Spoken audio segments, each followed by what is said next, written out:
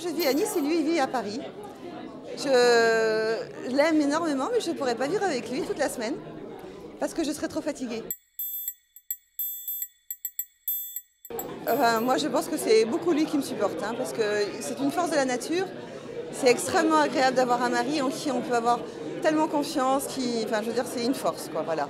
Donc, je ne crois pas que ce soit moi qui le supporte, c'est lui qui me supporte. Mais ceci dit, c'est vrai qu'il a besoin de venir à Nice pour se reposer, et moi, je lui laisse une paix royale toute la semaine à Paris. Et c'est comme ça qu'on arrive à être très, très amoureux après 25 ans de mariage. Et puis, alors, ce qui est extraordinaire, c'est l'enthousiasme qu'il a à vivre et à créer et à faire plein de choses. Je dirais qu'il est dirigiste, il veut tout ordonner, mais bon, il ne suffit pas trop se laisser faire, hein. Et puis justement, l'envoyer à Paris diriger les autres, c'est très bien.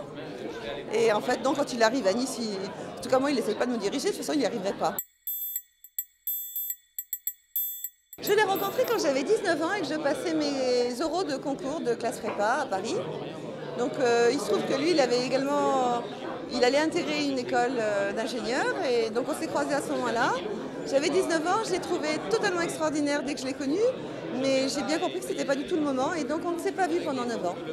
J'ai pas voulu parce que je savais que ça ne marcherait pas, mais par contre, 9 ans plus tard, je lui ai écrit et on s'est mariés dans la foulée.